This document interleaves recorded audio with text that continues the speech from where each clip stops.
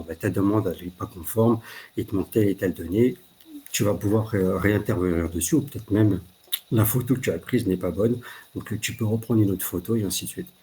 En fin de compte, tout ça a permis aux gardiens, aux managers, à l'épaviste, d'être acteurs à son niveau, mais en même temps de pouvoir interagir chacun de son côté. Et ça favorise le lien et puis ça favorise les échanges. De même que quand l'épaviste, lui, il est amené à intervenir, il va juste chatter avec le gardien en direct pour lui dire, bon, voilà, demain, je vais venir retirer le véhicule.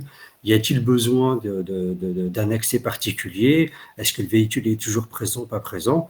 Moi, je vais venir à 8 heures. Est-ce que tu peux tenir près de la porte pour m'ouvrir? Voilà. Donc, favoriser tous ces échanges-là en instantané, ça a été le plus de cette application qui aujourd'hui, comme je le disais, ravit l'ensemble de nos intervenants, de nos gardiens et managers. Alors, merci Marwan pour ce discours. Ce que je vous propose pour que ça soit vraiment concret pour tout le monde, c'est justement de vous faire une démonstration de l'application en fait qui est visible par les gardiens. Et avoir aussi la visibilité sur l'interface qui est mise à disposition à la fois de l'épaviste, mais aussi des responsables de secteur et du siège de l'OPH Montreuil-Ouin. Donc sur la partie gauche de l'écran, donc on voit l'application mobile. Sur la partie droite, donc j'essaie de grossir pour que vous puissiez voir l'interface justement manager de l'épaviste. Donc on a sur l'application donc deux icônes, un icône qui concerne le constat des incivilités. Donc c'est pas forcément le sujet de la présentation aujourd'hui, mais surtout si vous avez des questions, que ce soit sur le constat des incivilités ou sur d'autres points, n'hésitez pas à utiliser le chat. On surveillera avec Marwan pour essayer de répondre aux questions au fil de l'eau. Et on a le deuxième onglet qui nous concerne, donc les demandes d'enlèvement. Donc en fait, en cliquant sur cette demande d'enlèvement, on avait vu avec l'épaviste pour diviser en deux éléments, les épaves et les ventouses. Donc le collaborateur a simplement à sélectionner le type de signalement qu'il souhaite faire. Ensuite, chaque gardien a une vision sur son propre secteur. Donc en fait, il a l'accès à son patrimoine avec l'ensemble des adresses qui sont sur son secteur. Donc je vais simplement sélectionner l'adresse et je vais préciser la localisation. Donc là, on a fait un travail avec Marwan de récupérer la base patrimoine et de l'adapter justement pour que ce soit le plus parlant possible dans les échanges avec les pavistes. Donc en l'occurrence, on a deux types de parking, aérien ou sous-sol. Donc je vais sélectionner le parking en sous-sol. À partir de là, le gardien va pouvoir justement définir l'anomalie qu'il constate. Alors, il y avait une question en parallèle sur pourquoi ne pas utiliser la géolocalisation. Alors, la géolocalisation, on l'utilise par rapport à votre base patrimoine, on le verra dans la partie reporting, mais on ne souhaitait pas forcément géolocaliser les collaborateurs qui utilisent cette application. Ça permet aussi de pouvoir faire des signalements sur certaines zones sensibles sans être forcément à l'endroit justement où est situé l'épave et de pouvoir prendre du coup une photo qu'on importe depuis sa galerie. Donc sur le détail du signalement, soit du message texte, où nous on encourage les utilisateurs à utiliser la transcription vocale pour gagner du temps justement sur le détail. Donc là je vais préciser, ceci est un test, ne pas prendre en compte. Parce qu'effectivement, on est sur la base de production, mais on a prévenu tout le monde qu'on allait faire justement ce test. La possibilité, comme je le disais tout à l'heure, de prendre jusqu'à 3 photos, ce qui est très utile parce qu'on peut prendre une vue d'ensemble sur le véhicule, la plaque d'immatriculation et la vignette d'assurance s'il y en a une, ou d'ouvrir depuis la galerie, ce qui permet justement, quand on veut pas forcément faire un signalement à la vue de tout le monde sur un site sensible, de le faire a posteriori. Donc là, je vais prendre une photo juste pour la démo. Hop. Je l'utilise. Un niveau de priorité ressenti, donc après voilà, ça c'est chaque utilisateur qui peut le gérer. Et en cliquant sur la case enregistrer, donc on voit effectivement une synchronisation en attente parce que l'application fonctionne aussi hors ligne, c'est-à-dire que si on est dans des parkings en sous-sol comme on l'a vu, ça permet d'aller jusqu'au bout du signalement et de récupérer une fois qu'on a du réseau le signalement. On a vu que le signalement apparaît au niveau de l'épaviste. Du coup, on voit ce signalement qui apparaît dans la colonne en attente. En cliquant dessus, l'épaviste va récupérer l'ensemble des informations. Donc on voit que c'est une demande d'enlèvement d'un véhicule épave avec la localisation de la résidence, de l'adresse, le type de parking, la référence qui permet aussi d'un point de vue comptable au niveau des centres de coûts de savoir comment sont répartis justement la répartition des enlèvements d'épave, le nom du gardien qui a fait l'enlèvement, le message et là où les photos qui ont été prises. Côté application, on a aussi dans la base de l'utilisateur l'ensemble des signalements qui ont été faits avec leur statut. Donc comme le disait Marwan tout à l'heure, le gros avantage, c'est qu'il y a cet outil de messagerie instantanée en temps réel qui permet justement à l'épaviste, par exemple, de demander des précisions sur ce signalement. Donc on voit côté applicatif, on a effectivement une petite notification et en cliquant dessus, je vais voir le message. Donc là, je m'étais connecté avec le compte de Marwan qui me demande des précisions et je peux à nouveau prendre des photos pour justement avoir un échange beaucoup plus fluide entre toutes les parties prenantes qui s'occupent justement de on va dire du projet d'enlèvement de cette épave. À partir de ce moment-là, l'épaviste, en fait, il a la possibilité de télécharger en fait au format PDF ce signalement. Donc j'avais fait l'exemple tout à l'heure avec des vrais signalements concrets où en fait on retrouve toutes les informations sur une seule fiche qui peuvent être déposées et qui ont été validées par le commissariat. Donc en fait, ça permet simplement à l'épaviste d'imprimer cette feuille et de pouvoir la déposer au commissariat. Il va donc accepter la demande. On voit effectivement que la demande que je viens de faire est passée en cours à la fois dans l'interface manager que dans l'application mobile. Donc le gardien est informé que ça a été pris en compte. Il peut également lui dire à partir de quand ça a été déposé en mairie ou lui donner le numéro d'accusé de réception justement du recommandé qu'il envoie. Et ensuite, en fonction justement de l'évolution du retrait de ce véhicule, donc ils vont pouvoir échanger entre eux pour savoir comment ils vont procéder pour l'enlèvement. Et une fois que c'est clôturé, en fait, c'est le gardien qui a la possibilité directement depuis son application de valider que le véhicule a été retiré. Et à partir de ce moment-là, on voit que ça apparaît dans la colonne traité. Donc on voit vraiment la fluidité entre toutes les étapes, sachant qu'on peut tout à fait prendre des exemples concrets où on voit donc, un véhicule qui avait été signalé avec plusieurs photos. Donc on voit vraiment, ça permet de se rendre compte sur des données réelles, le détail du véhicule, l'épaviste qui lui donne l'information comme quoi ça a été déposé au commissariat le 15 mars, et le retour de la gardienne qui a dit que ce véhicule était parti le 26. Donc on voit, il s'est passé à peine 10 jours entre le signalement et le retrait de l'épave, là où Marwan disait qu'effectivement, il y avait des délais qui étaient beaucoup plus importants Plus important, oui. Alors, plus important sur le passage, parce que le gardien, lui, il avait des supports papier, et puis il devait attendre le passage du responsable de secteur, ou bien c'était lui qui devait les déposer, et puis le traitement ne se faisait pas forcément en temps réel. Et, donc on attendait, on quantifiait, on se disait qu'on allait attendre jusqu'à avoir 5-6 véhicules pour pouvoir transmettre cette masse d'informations. Et que là, c'est de l'instantané. Et on a raccourci, on a supprimé le responsable de secteur. Quoi, supprimé, je m'entends. Il reste toujours acteur, et puis c'est lui qui a un visuel sur l'action. Mais en tout cas, on a raccourci le délai, et on a permis et on a donné la validation de l'action au gardien. Donc on le responsabilise de ce fait. C'est ça, et sachant que, comme le disait Marwan, il y a une relation aussi tripartite entre le gardien, son responsable et l'épaviste, ce qui permet aux trois d'échanger sur le même signalement. Donc on a une question, Marwan, mais à laquelle tu as déjà un petit peu répondu, c'est combien estimez-vous gagner de temps avec cet outil? Donc je pense qu'il y a un côté temps sur tout ce qui est administratif papier, mais il y a aussi le temps gagné avant l'intervention, je pense. Le temps gagné avec l'intervention, c'est surtout quand on est derrière et qu'on peut relancer l'épaviste, parce qu'il y a des délais qui sont incompressibles. C'est-à-dire qu'un recommandé, c'est 15 jours pour aller le retirer quand c'est auprès du commissariat. De la même manière, voilà, ce temps de délai, il peut être estimé entre 20 et 30 jours. Mais le fait qu'on ait ici sous les yeux daté et on a une chronologie, on peut nous intervenir auprès de l'épaviste et on peut le relancer. Comme l'épaviste, lui, prend l'information et qu'il a une personne qui est dédiée, ça raccourcit d'autant quoi. en tout cas au niveau de l'échange, ça va permettre de pouvoir relancer et puis de toujours ressortir la voiture qui n'aura pas été retirée ou qui serait datée d'un certain temps. En tout cas, nous, on le ressent du fait qu'aujourd'hui, nous, on avait un délai moyen à l'époque qui était de 55 jours en moyenne. Aujourd'hui, on avoisine les 30-35 jours pour retirer un véhicule. Bien sûr, un véhicule, quand il est volé, lui, il est instantané. C'est pas ou une épave ou une carcasse ou si elle est incendiée.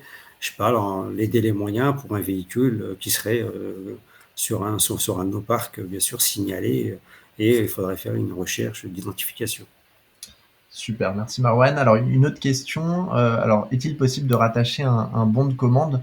Donc ça, techniquement dans l'application, oui, on a la possibilité de mettre des pièces jointes, donc n'importe quelle pièce jointe peut être lue dans l'application, et pour aller jusqu'au bout de la réflexion avec certains bailleurs sociaux, alors pas sur le volet des épaves, mais on a aussi en place des connecteurs avec les différents systèmes d'information, et c'était le thème de la conférence de 13 heures, où on a la possibilité justement de communiquer sans et éviter des doubles saisies qui viendraient alourdir les process.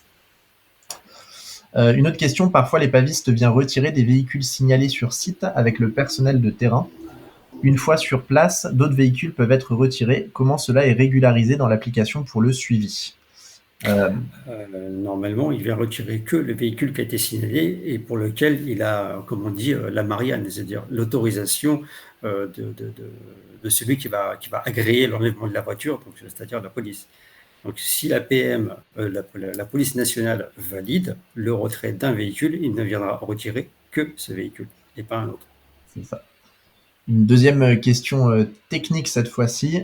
Quelle est la différence entre épave et ventouse? Marwan, est-ce que tu as la réponse?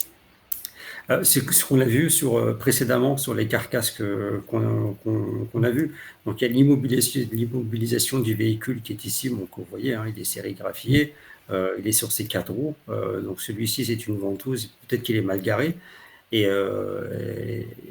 l'autre, c'est la carcasse. Voilà. Non, oui, voilà. On a un bel exemple. Voilà. Un bel exemple. Alors, nous, notre épaviste, là, on va dire qu'elle n'est pas sur les 4 fers, mais celle-ci, oui, il va venir la retirer. Mais il faudrait faire une identification du véhicule quand elle est possible. C'est ça. Alors, pour le véhicule identifié après demande, y a-t-il une interaction avec la police? Alors aujourd'hui, une interaction digitale avec la police, c'est possible, mais c'est extrêmement long et compliqué à mettre en place. Et ça, je le sais par des précédentes expériences en entrepreneuriat. Du coup, étant donné qu'on voulait aller vite avec Marwan sur un outil qu'on peut rapidement déployer, en fait, l'interaction qu'on fait aujourd'hui avec la police se fait par l'intermédiaire d'un PDF que je vous ai montré tout à l'heure, qu'on imprime et que l'épaviste peut déposer. Ça permet de ne pas bloquer le projet et justement, ce PDF, en tout cas, a été validé par le commissariat. Ils avaient toutes les informations qui étaient nécessaires au traitement. Une autre question, combien de temps cela a pris pour le paramétrage de l'outil? Alors, Marwan, je te laisse répondre, ça a été assez rapide. Oui, ça a été vraiment bref, parce qu'à partir du moment où notre base patrimoine, elle était saine, et qu'on savait ce qu'on voulait, et qu'on a travaillé, déjà on a travaillé, il y a eu un groupe de travail qu'on a monté avec les gardiens, savoir ce qu'ils avaient besoin, et puis qu'est-ce qu'ils voulaient qu'on mette en œuvre. Donc à partir de là, ça a été rapide, on a rencontré les pavistes, on a dit, bon ben voilà, le format, nous, qu'est-ce que vous attendez? Qu'on puisse vous transmettre comme document. Il y a une plateforme qui est dédiée. Maintenant, qu'est-ce que vous voulez? Alors lui, c'est simple, c'était je veux tel et tel et tel élément, des photos sur un même support et que ça tienne sur une page. Voilà. Donc à partir de là, la mise en œuvre en l'espace de 4-5 mois, ça a été réglé. Tout à fait. Et sachant que maintenant que le PH Montreuil a payé les pots cassés sur le paramétrage, oui, voilà. on peut aller plus vite. Parce qu'il y a eu effectivement des développements spécifiques pour adapter un petit peu l'outil à cette demande. Alors on a la réponse effectivement en disant que c'est embêtant car nous avons pu négocier un accord de principe avec certains commissariats et le prestataire peut retirer des véhicules d'épave sans signalement au préalable. Donc après, moi, mon point de vue, c'est que l'outil permet justement en 3 clics de signaler une épave. À partir du moment où on a du personnel de proximité qui est sur site, il a facilement la possibilité justement de cumuler plusieurs véhicules qui seraient situés à la même adresse. Donc,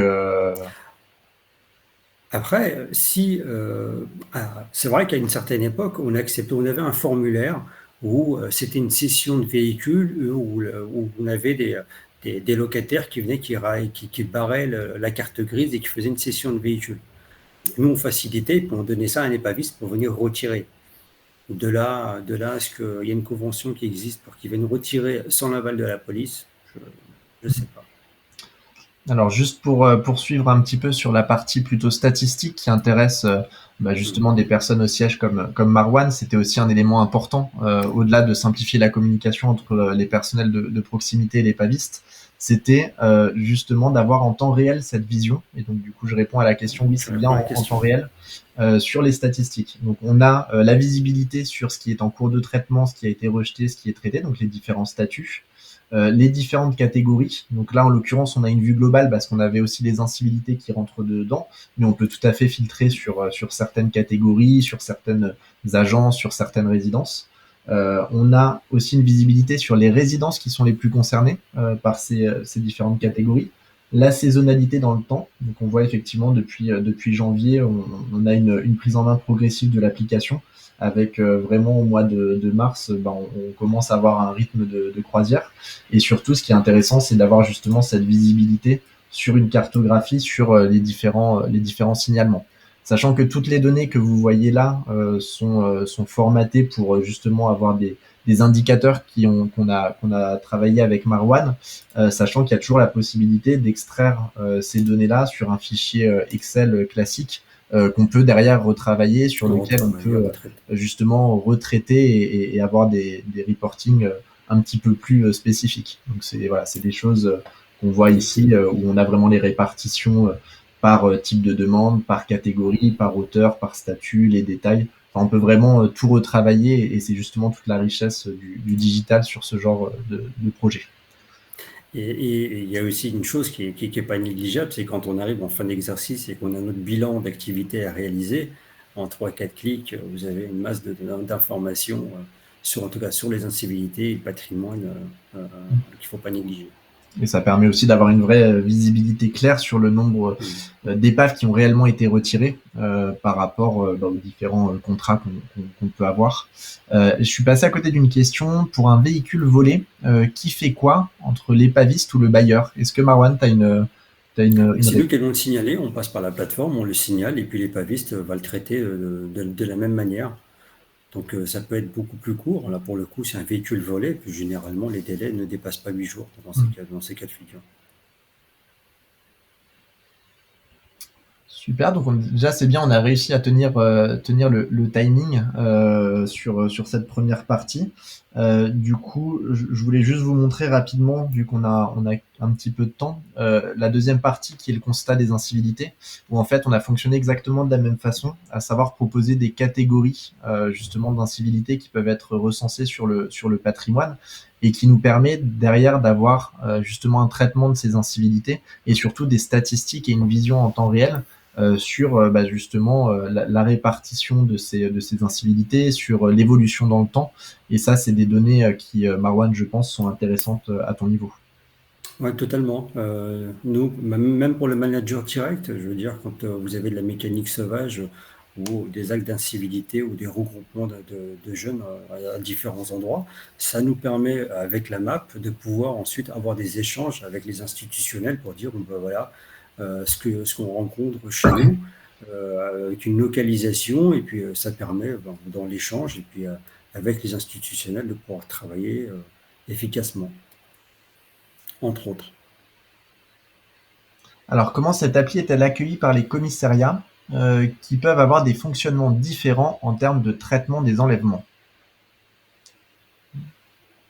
Euh, non, parce que oui, oui, je comprends ce que vous, ouais, je sais ce que nous, l'agent, en fin de compte, quand on lui a présenté le format, il était ravi d'avoir juste un seul feuillet avec tout, avec l'ensemble des informations qui étaient dessus. Donc lui, ça l'a plutôt ravi que d'avoir notre reporting, le signalement qui avait été établi. Donc il se retrouvait avec le recommandé. Donc parfois, pour chaque retrait jusqu'à 4 volets. Donc là, avoir l'ensemble de l'information sur un seul volet, lui, il a signé tout de suite. Hein. Il a dit, moi au contraire, il valide. Et puis sachant que c'est un travail qui a été fait justement entre les pavistes, C'est ça. l'OPH Montreuil-Ouest, SOWEL et le commissariat. L'idée étant, encore une fois, dans le développement de ce genre de fonctionnalité, de se caler aux besoins métiers. Et donc, entre guillemets, on a déjà recensé tous les besoins de chacun pour réussir à faire en sorte que ce soit fluide côté utilisateur, mais que ça soit pas une charge de travail qui se déporte soit vers le commissariat ou soit vers les pavistes, parce qu'on sait que lorsque c'est le cas, il y a un taux d'adoption qui est trop faible de la solution. Alors nous, on n'a pas été directement au commissariat pour lui dire, voilà le support. C'est quand je vous disais, on a une convention tripartite avec la ville. La ville se charge, elle, de faire le relais auprès des institutionnels comme le commissariat, la police nationale et puis la police municipale. Tout à fait. Alors n'hésitez pas si vous avez d'autres questions à utiliser le chat ou même à prendre la parole, hein, il y a pas de souci. Sachant que la présentation est enregistrée, donc ceux qui le souhaitent, n'hésitez pas à mettre votre adresse mail dans la messagerie, et moi je vous enverrai à la fois une présentation de Sowell, je vous donnerai aussi mes coordonnées, et si vous souhaitez justement tester l'application, ce sera avec plaisir. Les pavistes et le commissariat sont-ils plus réactifs depuis l'application? Ça, c'est une bonne question. Totalement, ah oui, totalement, clairement. De toute façon, on n'a jamais eu autant de demandes d'enlèvement que là. Combien il y a 138 signalements. On n'en a jamais eu autant. Mais en même temps, l'effet du Covid, l'effet de ce qui s'est passé là précédemment, voilà. Donc, en plus, nous, on a un grand parc aérien, donc ouvert. Donc voilà, donc ça favorise ces phénomènes.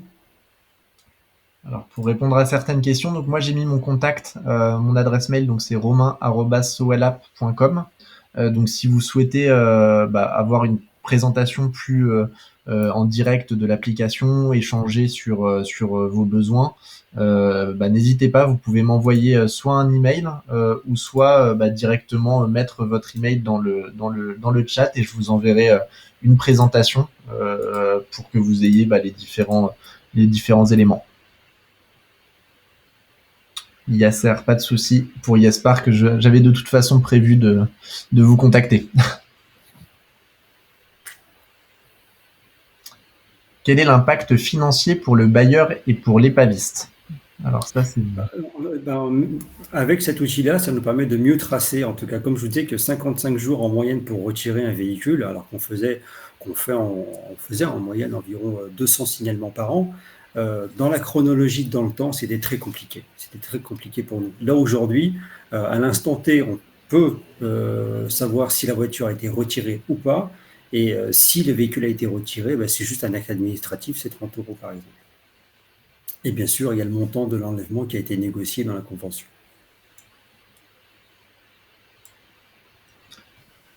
D'autres questions? Donc là, on approche de la fin. Donc, quel bilan faites-vous?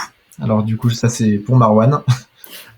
Alors, le bilan aujourd'hui, il est plutôt satisfaisant. Je veux dire, on n'en est pas encore avec une année complète, mais aujourd'hui, le bilan, il est plus que satisfaisant, puisqu'on a un seul support qui centralise l'ensemble de l'information, ce qui est déjà une très bonne chose. Et ne serait-ce qu'avec la map, avoir ce regard-là de l'extérieur, savoir ce qui se passe sur notre parc, et que ça peut être vu par l'ensemble du directoire, et même des instances, des institutionnels, s'ils souhaitent se connecter, c'est pas mal. C'est une très bonne chose pour nous. Super.